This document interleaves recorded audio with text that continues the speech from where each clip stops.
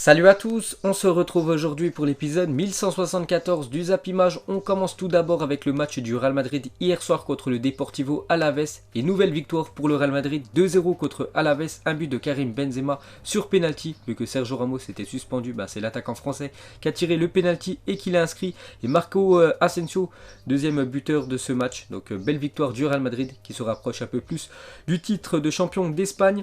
On continue avec le Real Madrid en Liga, donc depuis la reprise des matchs, c'est simple, 8 matchs, 8 victoires pour l'équipe du Real Madrid. On peut voir quand même que sur les 5 derniers matchs, c'est à chaque fois des victoires sans encaisser de but. Je vous ai dit, vraiment le point fort cette saison du Real Madrid, c'est vraiment la défense, et ça le confirme. Donc sur les 8 derniers matchs, il y a quand même 6 matchs où ils n'ont pas encaissé de but, cette équipe merengue. Donc des statistiques incroyables. On continue avec eux, donc depuis la reprise, 8 victoires sur 8 possibles, 24 points pris sur 24 possibles, des stats parfaites. On continue avec le Real Madrid, n'avait plus enchaîné 6 victoires d'affilée à domicile depuis la saison 2016-2017, l'année du doublé Liga, Ligue des Champions. Donc ils sont très bons à l'extérieur, ils sont aussi très bons à domicile. L'équipe du Real Madrid, ça faisait plus de 3 ans qu'ils n'avaient pas enchaîné 6 victoires d'affilée à domicile. On continue avec eux, donc encore 5 points à aller chercher, et le Real Madrid remportera officiellement la 34e Liga de son histoire. Donc 5 points il faut prendre pour cette équipe merengue, bien sûr, si le Barça gagne tout, parce que si le Barça fait un faux pas sur les 4 derniers matchs qui restent pour les Blaugrana, donc le Real Madrid aura moins de points à les chercher pour être champion d'Espagne. Donc 5 points sur 9 possibles pour le Real Madrid pour être sacré champion d'Espagne dans les futures semaines.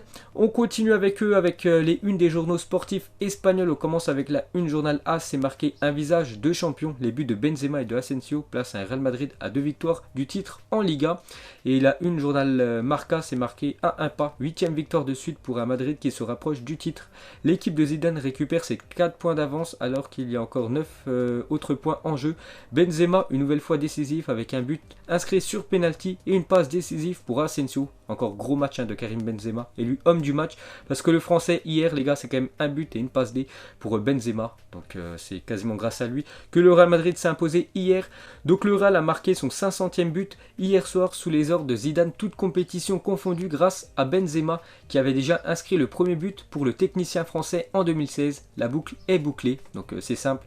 Le premier but inscrit sous l'ère Zinedine Zidane, c'était en 2016, avait été inscrit par Karim Benzema, et le 500e c'était hier, et c'est Benzema une fois de plus qui a inscrit ce but. Donc le Real Madrid, entraîné par Zidane, a désormais inscrit 501 buts en 207 matchs, toutes compétitions confondues, soit une moyenne de 2,4 buts par match. C'est plutôt un ratio plutôt pas mal.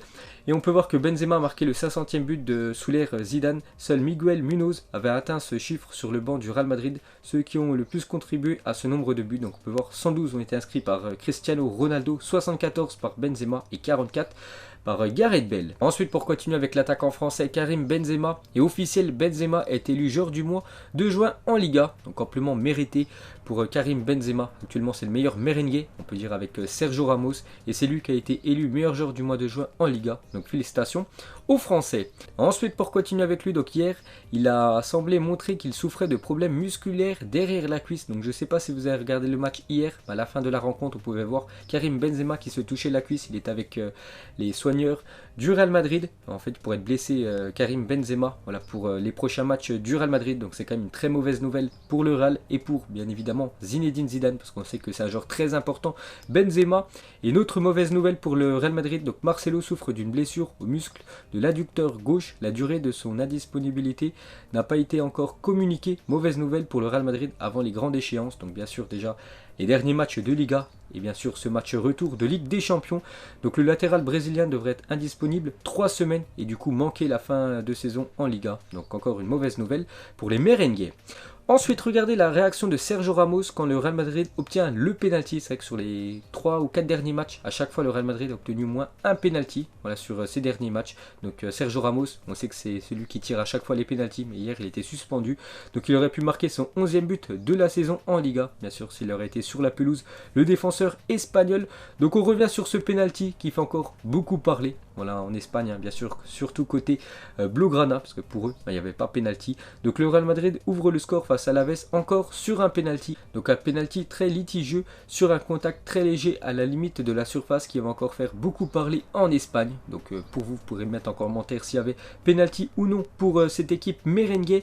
Donc sur le net, les gars, il y en a déjà qui se sont amusés à faire quelques montages voilà, avec l'arbitre et avec quelques joueurs du Real Madrid. On peut voir l'arbitre de la rencontre avec Karim Benzema. Une autre photo de l'arbitre de la rencontre hier qui s'est blessé. C'est plutôt rare hein, qu'un arbitre se blesse pendant un match. Hier, il s'est blessé. Ça a dû être le quatrième arbitre qui a dû prendre le sifflet. Donc les médecins du Real Madrid qui soignent leurs meilleurs joueurs. Grosse frayeur sur le banc de touche du Real Madrid. Donc bien sûr, ça j'ai pris ça sur des sites Blaugrana. Donc les médecins du Real Madrid soignant leurs meilleurs joueurs. Donc en parlant bien évidemment de l'arbitre de la rencontre. On peut voir aussi les gars que Gareth Bale, il en a strictement rien à foutre. Pourquoi? Parce que hier, donc déjà il était sur le banc bien sûr. Et pendant que le Real Madrid jouait, Gareth Bale sur le banc tapait sa meilleure sieste. Tout simplement il était en train de dormir. Gareth Bale, on peut voir qu'il a mis le masque à l'envers. Donc voilà, ça a caché ses yeux. Comme ça il a fait une petite sieste devant Real Madrid à Alaves. Donc ça sent quand même le départ hein, bien sûr du Gallois. Si un club pourrait lui proposer un très gros salaire pour qu'il puisse quitter l'Espagne. Et pour finir avec Zidane, donc le discours de Zidane à ses joueurs après la victoire face à Bilbao grâce au fameux penalty. Dimanche dernier, il a dit n'écoutez pas ce qu'il se dit, on a gagné 7 matchs sur 7, 4 matchs sans encaisser de but, on veut nous déstabiliser, ils sont frustrés, on ne nous respecte pas et surtout les gars, cette Liga est la nôtre. Donc on peut voir le leadership hein, de l'entraîneur Zinedine Zidane. Ensuite, jeter un coup d'œil au programme de la journée, donc à 16h, Liverpool contre l'équipe de Burnley. On peut voir un très gros match aujourd'hui en Serie A à 21h45, la Juventus contre l'Atalanta Bergame. Ensuite, on revient sur le tirage au sort du Final 8 pour cette Ligue des Champions pour cette saison. Donc hier, j'ai fait un long débrief en compagnie de mon frère. Donc on va revenir les gars sur ce tirage au sort de la Ligue des Champions. Donc on peut voir toutes les affiches. Donc déjà, il y a deux affiches. On connaît les deux adversaires. Donc Leipzig contre Atlético et l'Atalanta Bergame contre le Paris Saint-Germain qu'on va parler juste après. Et sinon, les deux autres affiches les gars, il y a encore des huitièmes qui doivent se finir pour savoir ça sera qui contre qui pour ces quarts de finale. Donc nous surtout on revient les gars sur le futur adversaire du Paris Saint-Germain. Donc le Paris Saint-Germain hérite de l'équipe de l'Atalanta Bergame, une équipe très surprenante quand même. Équipe très sous-cotée, n'oubliez pas que c'est leur première participation en Ligue des Champions. Ils sont quand même en quart de finale. Et ils vont affronter l'équipe du Paris Saint-Germain. Donc déjà ce match aura lieu le mercredi 12 août prochain à 21h. Donc voilà l'horaire et la date de ce PSG Atalanta Bergame. Bien sûr ce match se déroulera au Portugal. Donc une déclaration de Thiago Silva, le capitaine du Paris Saint-Germain qui a prolongé son aventure avec le PSG pendant encore 2 mois jusqu'à la fin de la saison européenne du PSG. Donc il a dit c'est la Ligue des Champions et chaque équipe aura mérité d'être en quart de finale. L'Atalanta est une équipe qui pose beaucoup de problèmes à ses adversaires. Ses 3 attaquants sont très rapides, ce sera donc difficile de se qualifier pour les demi-finales. Et il a aussi dit Bergame propose beaucoup offensivement. Ils ont l'un des meilleurs buteurs de la compétition, Ilicic, et les 3 attaquants devant vont très vite. On va avoir des difficultés à contenir à cette équipe de Bergame, mais peut-être la bonne nouvelle pour l'équipe du Paris Saint-Germain, c'est qu'ils ne vont pas jouer contre une équipe vraiment qui va jouer les 11 derrière. Je sais que l'équipe de Bergame, les gars, c'est une équipe qui propose beaucoup de jeux. C'est une équipe qui est vraiment portée sur l'offensive. Ça attaque beaucoup côté Atalanta Bergame. Donc peut-être une équipe parfaite pour le Paris Saint-Germain pour affronter. Parce qu'une équipe, je sais pas, comme l'Atlético Madrid, une équipe vraiment qui défend très bien. Là, ça aurait été un peu plus compliqué pour le PSG. Donc voilà les gars, PSG Bergame. Donc une déclaration cette fois-ci du coach. Thomas Tuchel, il a dit l'Atalanta c'est une équipe spectaculaire, très spéciale parce que c'est une équipe italienne. Ils attaquent et marquent beaucoup de buts. Nous sommes en quart de finale et nous sommes là pour gagner. De toute façon, le PSG est quand même favori pour remporter ce quart de finale. Et le PSG doit gagner tout simplement ce quart de finale et se qualifier pour les demi-finales cette saison en LDC. Ensuite, cette fois-ci, côté Atalanta Bergame, donc on a réagi par rapport à ce tirage contre le Paris Saint-Germain. Donc le président de l'Atalanta Bergame, donc Antonio Percassi, il a dit « Nous avons discuté du tirage avec Gasperini et nous espérions ne pas affronter l'un des grands clubs avec une histoire remarquable. » Donc par exemple le Real Madrid, le Bayern ou le Barça, là, des équipes qui ont déjà gagné plusieurs fois la Ligue des Champions. Donc il a dit « Nous avons ensuite dit que si l'on jouait face au PSG, nous aurions nos cartes à jouer. » Donc en gros, l'Atalanta Bergame est content d'avoir tiré le Paris Saint-Germain. Il préfère tirer le PSG que le Real, que le Bayern ou le FC Barcelone. C'est le président de l'Atalanta Bergame qui l'a dit. Il a aussi dit à Sky Italia, le match contre le PSG sera celui de notre vie. Ils ont une équipe incroyable. Mon fils m'avait dit que si on prenait le Paris Saint-Germain, ce serait jouable. Espérons de faire une bonne figure. Donc voilà les gars. En Italie, d'après le président de l'Atalanta, c'est un très bon tirage d'affronter le Paris Saint-Germain. Donc peut-être un manque de respect quand même pour le PSG. On verra. Maintenant c'est au Paris Saint-Germain tout simplement d'être supérieur à cette équipe l'équipe de Bergame et surtout d'éliminer cette équipe de Bergame en quart de finale. Ensuite, on continue avec les équipes italiennes sont invaincues en 6 matchs de Ligue des Champions contre le Paris Saint-Germain. Donc 2 victoires de l'AC Milan en demi-finale. C'était lors de la saison 1994-1995. 2 matchs nuls de l'AC Milan en deuxième phase de groupe 2000 et 2001. Et 2 nuls de Naples en phase de groupe. C'était il y a 2 saisons, en 2018-2019. Jamais le PSG a gagné une équipe italienne en LDC. Ensuite, quand tu réalises que entre le FC Barcelone, le Real Madrid, le Bayern, Chelsea, Manchester City et la Juventus, un seul jouera la finale de la Ligue des Champions, à votre avis, qui serait-il? C'est vrai que maintenant, vu qu'on sait déjà les demi-finales, donc on sait tout le tableau final de cette Ligue des Champions, donc entre toutes ces équipes, il n'y en a qu'une qui accédera à la finale de la Ligue des Champions.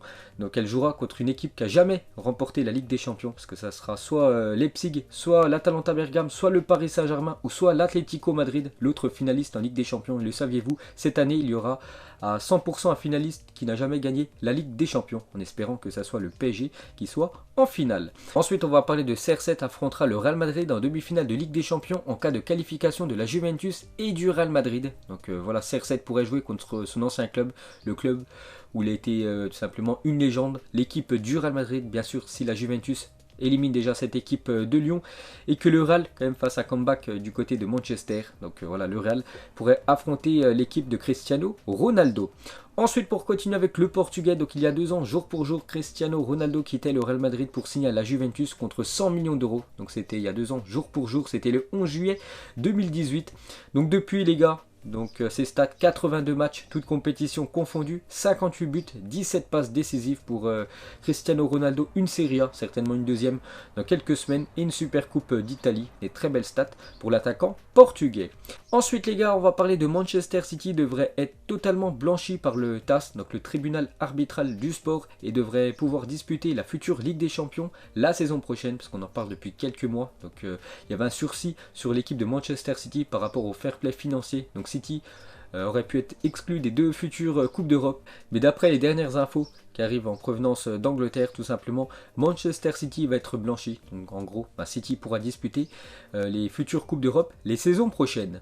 Ensuite les gars, on va parler de l'autre Manchester, donc Manchester United, et on va parler d'un joueur qui est exceptionnel actuellement, c'est Bruno Fernandes, et officiel et surtout amplement mérité. Donc Fernandes est élu joueur du mois de juin en Première Ligue. Donc amplement mérité pour le milieu portugais. Et on va finir cet épisode avec le Paris Saint-Germain. Donc déjà regardez le futur maillot du Paris Saint-Germain qui est déjà en vente les gars dans quelques endroits. Magnifique ce futur maillot du Paris Saint-Germain pour la prochaine saison.